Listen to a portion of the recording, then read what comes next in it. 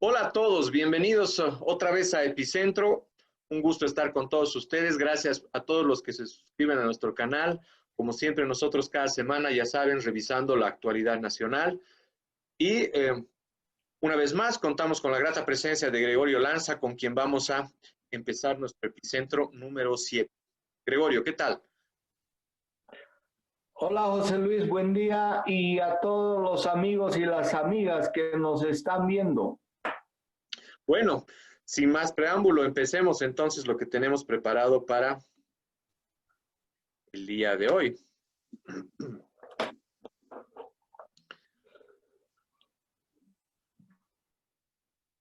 Bolivia, ¿termina el conflicto? Ahí empezamos a ver algunas imágenes de lo que está aconteciendo, ¿no? En nuestro país. El antecedente ha sido la intervención del ministro de Educación con la clausura del año escolar, pero lo fuerte de la semana ha sido la negociación del Tribunal Supremo Electoral con la Central Obrera Boliviana, ¿no? Que resultó más simbólica para promover e intentar un diálogo, un acercamiento con este otro sector, pero que tal vez en los hechos resulta siendo intrascendente, porque la fecha no se ha modificado y el Tribunal Supremo Electoral intenta demostrar que no es un órgano deliberante. Bueno, primero hay que señalar que estamos frente a un bloqueo criminal que está siendo ordenado en función de intereses políticos, de la actitud demencial de Evo Morales por mantenerse en el poder. En ese contexto, un Estado que no da respuesta ni a los problemas, una presidenta que actúa más como candidato, lo que al final del día lleva a que el conflicto se agudice y esta situación está perjudicando a los bolivianos. Y en esa misma línea de tiempo, lo que ocurrió luego, ¿no? Casi inmediatamente, la celebración del 6 de agosto. Y en pleno 6 de agosto pudimos observar una parodia de sesión de honor que otra vez demostró la polarización y el enfrentamiento que existe entre el Ejecutivo y el Legislativo.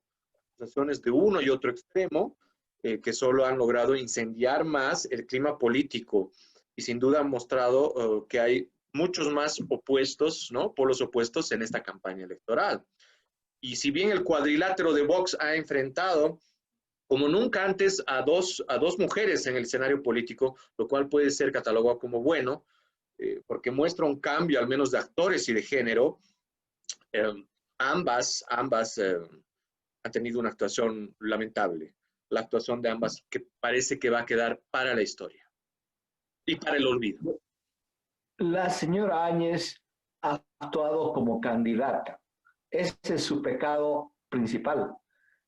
Ha comenzado criticando y de una manera agresiva atacando al presidente del Tribunal Supremo Electoral, mostrando una falta de respeto, porque si alguien ha pedido la modificación de la fecha de las elecciones, ha sido la señora Áñez y su partido, junto al MAS.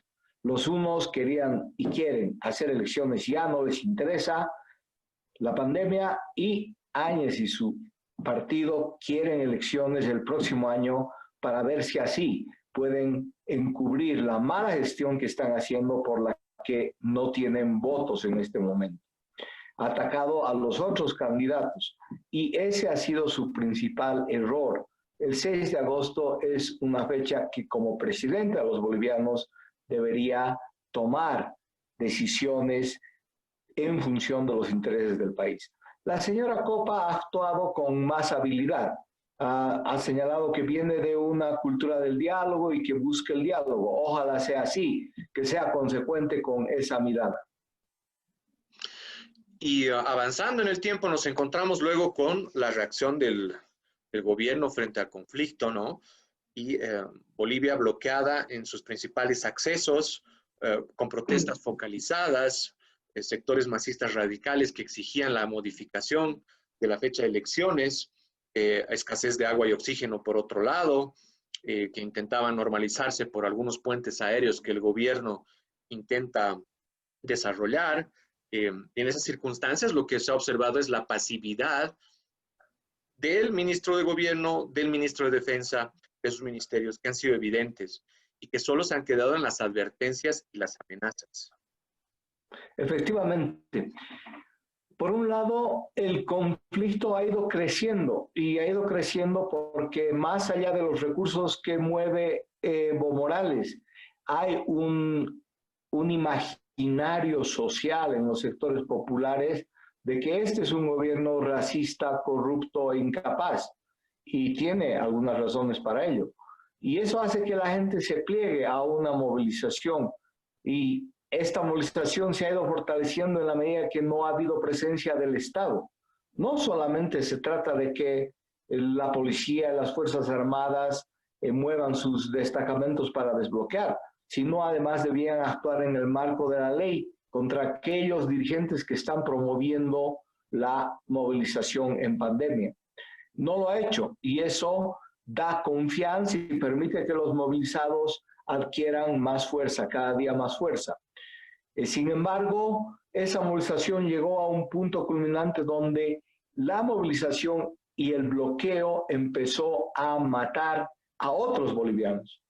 Y los empezó a matar porque ese bloqueo criminal evitaba el traslado de oxígeno, que es fundamental, no solamente para la gente enferma de COVID, sino para niños, para bebés que están en diferentes hospitales y que necesitan para seguir existiendo oxígeno. Ese ha sido un punto de inflexión y que tiene consecuencias y va a tener consecuencias para las expectativas y los intereses del MAS en las elecciones. Y surgen ahí preguntas, ¿no? Preguntas frente a esa inacción del gobierno. ¿Por qué no actuaron? ¿Qué esperaban? ¿Apuntaban al desgaste? ¿O son las bases militares y policiales que se negaban a actuar? Creo que hay los dos temas, pero más allá de eso es la incapacidad, incoherencia, inconsistencia del gobierno. No hay una sola cabeza, no hay una sola estrategia. Son individuos que cada uno dice lo que piensa un día y cambia de parecer.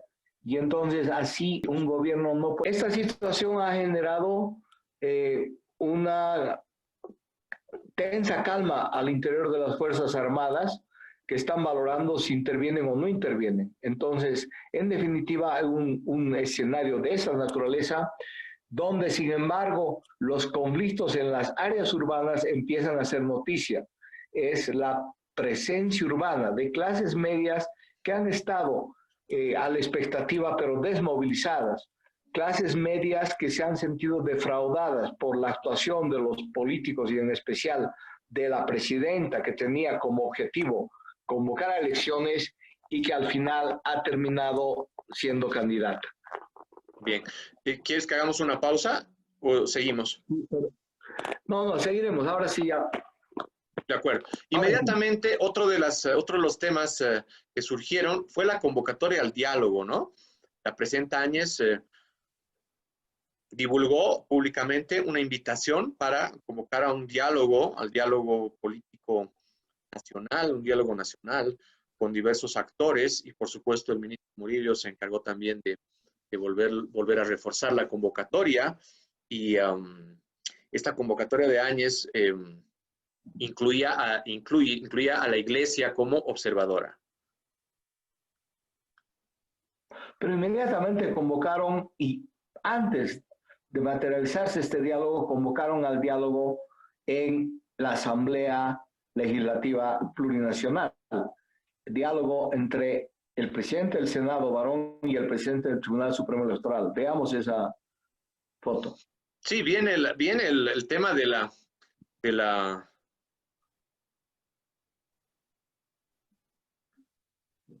invitación, ¿no? Para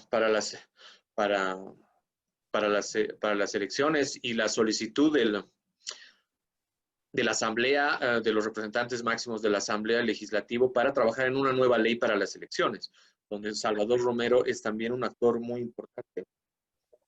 En realidad es uno de los actores fundamentales, y creo vale la pena analizar por qué se convoca de una manera rápida a esa reunión.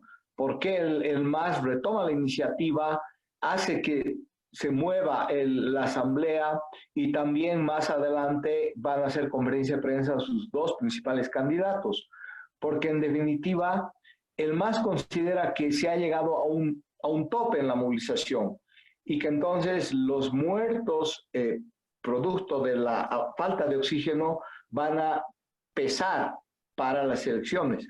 Y entonces toma la decisión, habiendo conseguido el objetivo 1 de que no se castiga al MAS ni a su candidato por haber difundido las encuestas, eso ya ha pasado al Tribunal Constitucional Plurinacional, y entonces, antes que sea la presidenta que encabece una mediación, ellos quieren mostrar su verdadero poder y junto a la COP hay un proceso de negociación, pero ese proceso de negociación en el momento está en statu quo, está paralizado por el momento.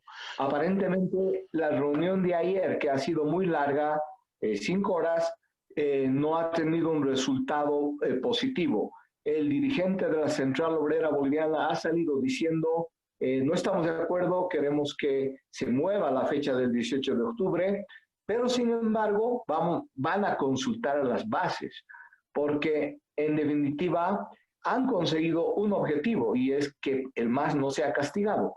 Pero el otro aspecto con el que habían movilizado las bases, que es mover la fecha del 18 de octubre y que se respete el 6 de septiembre, está en cuestionamiento. Y esto les ha generado un problema interno y esperemos que en las próximas horas se resuelva, porque de lo contrario la situación en el país va a entrar en una escalada de convulsión muy grave. El diálogo de Romero está a dos frentes. Hace rato veíamos imágenes, revisábamos que estaba reunido con la COP. En esta otra imagen revisamos que también está con el legislativo, quienes piden también una ley, mientras los otros piden una nueva fecha. El MAS está evidenciando una vez más que tiene dos corrientes, que está fracturado. Efectivamente, hay dos corrientes, una que yo llamo de los soldados, que son totalmente funcionales a Evo Morales, que es el ala radical, y otra de gente nueva que tiene, está pensando en sus bases, es el caso de la propia señora Copa, Andrónimo, que a veces juega en las dos corrientes, pero también se refleja en alguna gente que ha participado en las movilizaciones y que ellos esperan que se mueva la fecha, el 18 de octubre, y que tampoco son masistas o alas más radicales, el caso de Felipe Quispe. Entonces están buscando también ganar en río revuelto, pescar en río revuelto. Y esto agudiza un poco la situación en el conflicto. Al interior del MAS tendrán que de una u otra manera limar asperezas por el bien de ellos y del país, básicamente. Si no, vamos a entrar en esa escalada donde todos van a perder.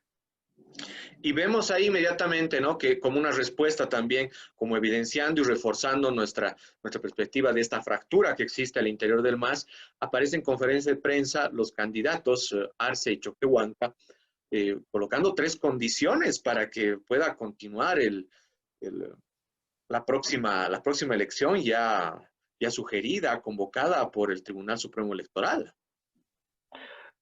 Que en realidad lo que quieren es que haya un compromiso refrendado por la cooperación internacional para que ya no se mueva más esa fecha. Se puede decir que estos dos señores encabezan la corriente pues que está buscando llegar a las elecciones y entonces intervienen.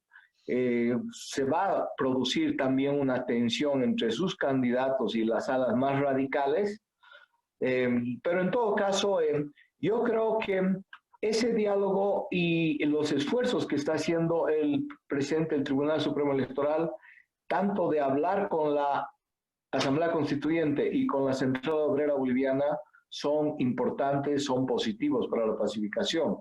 Y vemos, como decías, el otro diálogo que se está llevando a cabo en Palacio, donde la señora Áñez no ha tenido éxito en su convocatoria.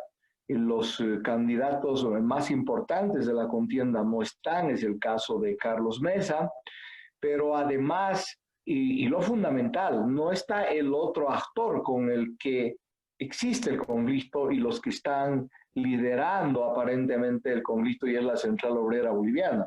Y digo aparentemente porque sabemos que están manipulados y financiados por Evo Morales, pero en todo caso son la cabeza que representa esta movilización. Y No era están paradójico, liderando. ¿no? En esta conferencia de prensa, cuando estaban ambos candidatos, hablaban de y reforzaban la idea, intentaban mostrar y reforzar, por lo menos en términos de retórica, que ellos son de la cultura del diálogo, cuando más bien parece que en las acciones demuestran todo lo contrario. El más el más en su momento de decadencia, hay que decirlo, más allá que en el pasado ha usado la movilización, que es parte de la práctica rutinaria de los patrones de movilización en la historia de Bolivia. Pero ya en el momento de la debacle del MAS, cuando el MAS se convierte en un partido cohesionado por la corrupción, donde los valores, los ideales del propio proceso de la revolución democrática se han perdido, entonces el MAS y Morales lo único que les interesa es mantener el poder. Y entonces eso los lleva a este tipo de profundas contradicciones. Por un lado hablan de la cultura del diálogo, pero por otro lado están destruyendo carreteras, están matando gente, prohibiendo que les llegue el oxígeno, y están generando destrozos en diferentes lugares. En el caso de Samaipata ha sido muy lamentable la actitud de los bloqueadores, que han secuestrado a 6 personas, entre ellas mujeres, y los han puesto en una tensión inaceptable. Y entonces toda esta actitud de violencia de estas huestes, y especialmente la gente que es pagada, la gente que consume alcohol, esa violencia, esa actitud de humillación hemos visto frente a las ambulancias, frente a los medios de comunicación, esa actitud está empezando a tener una respuesta urbana. Y es el caso, decía, de Samaipata, donde la gente del pueblo se ha organizado y conjuntamente con la policía han repelido los ataques de estas huestes. Y lo propio en la ciudad de La Paz, los jóvenes se han empezado a organizar y han sacado a la vigilia de actores, sectores masistas que estaban frente al Tribunal Supremo Electoral. Esta situación es muy grave, que si, digo nuevamente, continúa la escalada, vamos a lamentar mucha violencia en el país y heridos y muertos, y a eso no queremos llegar. Sí, la presencia de estas alianzas de la policía con sectores urbanos o de la ciudadanía nos está dando muestras que de repente hay una organización de fuerzas paralelas. Que es espontánea, es una organización de la gente que ha participado en octubre, que se ha movilizado frente al desconocimiento del referéndum, pero toda esa fuerza social de las clases medias que está desmovilizada por la actitud de Áñez, por su deseo de prorrogarse también en el poder y convertirse en candidata, entonces ahora está empezando nuevamente a rearticularse. Y creo que es importante porque también el país está compuesto de los sectores urbanos, de los sectores rurales, y todos debemos decir nuestra palabra. Pero ciertamente eso tiene riesgos si no se impone la razón y si no se impone el diálogo en el país. El diálogo político nacional, ¿no? Que es el otro tema que estábamos ya comentando desde el inicio. Se ha convocado la presidenta candidata Áñez y ahora están reunidos en este instante, mientras nosotros hacemos el programa, están reunidos en Palacio. Y ha sido bien interesante porque una de las personas que estaba invitada a esta reunión, que parece más una reunión de gabinete antes que una convocatoria al diálogo político nacional, como se ha denominado este encuentro, una señora tomó la palabra y le hizo una pregunta de manera directa a la presidenta Áñez, ¿no? Y le dijo, ¿cómo debo dirigirme a usted? ¿Debo dirigirme a usted como presidenta o como candidata? Y Áñez le respondió, ¿no? Le respondió y le dijo, no, yo soy presidenta y he convocado este diálogo. Y la réplica vino inmediatamente de la señora que no sabemos cuál es el nombre, pero era una de las invitadas a este encuentro, y le dice, ese es el problema de fondo, ese es el problema inicial, porque vea usted quiénes estamos reunidos. Y eso es lo que sabemos hasta este momento de lo que está ocurriendo en esta reunión.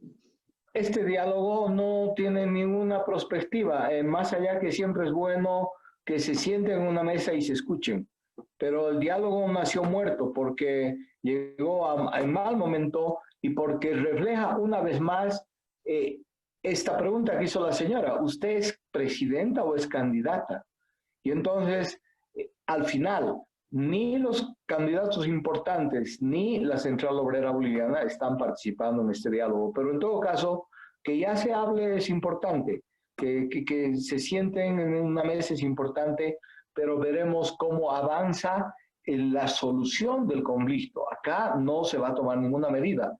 La solución del conflicto está ahora en parte en los bloqueos, en los piquetes de bloqueo, y por otro lado, en ver cómo la cúpula masista actúa y hace un lobby con su gente para que logren efectivamente levantar el bloqueo. Y aquí podemos entrar al tema de quién gana y quién pierde. ¿Quién gana y quién pierde en este conflicto? Está claro que a estas alturas el MAS ha perdido a la clase media. Este hecho de que empiecen a producir ellos los muertos ahora empieza a descontarle puntos también que podían haber tenido en algunas capas de la clase media. Pero además está enfrentado a un dilema. ¿Qué pasa con aquella gente radical a la que le han dicho vamos a mover la fecha del 18 de octubre, la vamos a adelantar y no llegan a adelantarla, no consiguen ese objetivo? Entonces puede haber también un descontento de estos sectores radicales y el que mejor refleja esa imagen y posición es Felipe Quispe, el Malcu. Entonces creo que el MAS va a perder por haber provocado esta violencia sin límites y en un momento en que la pandemia está azotando al país. La otra perdedora, y efectivamente es perdedora, es la señora Áñez. Está perdiendo cada vez más puntos. Varios comentaristas ya lo han señalado, no tiene ninguna chance de hacer una acción, de tener una acción competitiva en las elecciones. No solamente por su inconsistencia, un gobierno de invisibles, la mitad está lastimosamente con COVID, esperamos que se mejoren, la otra mitad deambula sin una perspectiva. Entonces la señora Áñez, por la actitud que asume de actuar frente a toda esta crisis como candidata, está perdiendo puntos. El candidato Mesa, que con la actitud cauta mantiene su perfil como una propuesta más consistente, sigue haciendo observaciones al proceso, ha señalado ya hace tiempo la necesidad del diálogo nacional, pero veremos si al mismo tiempo esta actitud cauta le permite o no ganar aquellos votos que es fundamental para él en Santa Cruz y es clave. Y ahora que hablo de Santa Cruz, entremos a la élite cruceña. Camacho en un momento intentaba representar a la élite cruceña y amplios sectores de la población cruceña que de una manera organizada, militante por la democracia, habían rechazado el fraude y permitieron también que se abra este proceso democrático para unas elecciones transparentes. Pero ahora están en profundas contradicciones. La entrada de Branko Marinkovic es una polariza el gabinete. Branko refleja a una corriente que han buscado el separatismo y entonces al mismo tiempo hay una distancia muy grande con el prefecto, el antiguo prefecto, gobernador ahora de Santa Cruz, Costas, con quien hay tensiones muy graves, parece que hay una ruptura entre Áñez y Costas, y Camacho tampoco logra canalizar. Entonces tenemos una élite cruceña sin rumbo, y eso también es un elemento que no permite que Santa Cruz tenga una voz más sólida en la actual crisis. Estamos en medio de esa desbande sin un norte para el país, y eso es grave. ¿Quién gana? Yo diría que también gana el Tribunal Supremo Electoral porque está intentando mostrar que es una institución seria, ¿no? Que está regida por indicadores, por estudios que han definido una fecha y que está intentando mostrar una solidez institucional. Sí, en el balance final, yo también diría eso. Está ganando, especialmente si se logra la pacificación, el Tribunal Supremo Electoral y su presidente, Salvador Romero, que con una actitud cauta, serena, pero al mismo tiempo muy firme, está avanzando para que el tribunal se convierta en ese espacio de diálogo, como él lo ha señalado, y de encontrar solución a los problemas del país. Pero quien ha perdido en esta crisis y en estos 10 días de bloqueo es el país. Han perdido miles de personas, ha perdido la gente que tiene sus familiares en los hospitales, ha perdido la gente que está en los bloqueos, ha perdido en definitiva la infraestructura del país y ha perdido esta necesidad de que los bolivianos nos unamos para el futuro. Todos lo dicen, Bolivia es para todos y en Bolivia tenemos que compartir, en Bolivia tenemos que interactuar, tenemos que respetarnos y escucharnos todos. Aymaras, quechuas, mestizos, blancos, cambas, chapa, todos. Pero esto sigue siendo una ilusión mientras nuestra clase política no esté a la altura de los desafíos que nos provoca la pandemia y la crisis política. ¿Qué viene ahora? ¿Podemos pacificar Bolivia? Hay incertidumbre y esperemos que este escenario donde el diálogo se impone sea la perspectiva.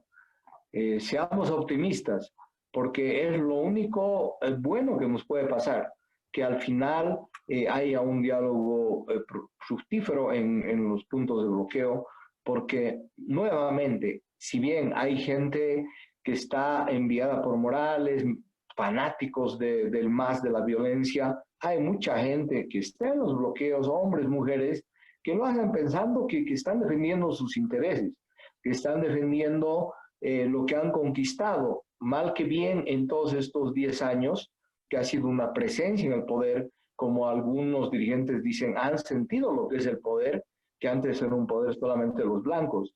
Y entonces, en ese sentido, yo creo que esperemos que impere la racionalidad, impere este deseo de diálogo y esta cultura que todos hablamos del diálogo y que al final estemos el lunes, martes ya empezando a levantar los bloqueos y asegurar que las elecciones van a ser sí o sí el 18 de octubre y que nadie juegue más, ni el gobierno ni la presidenta Áñez diciendo una cosa y haciendo otra, ni el MAS diciendo una cosa y incentivando la violencia, que se respete la democracia en el país. Para que no queden dudas, algunas personas ya nos pasaron el dato.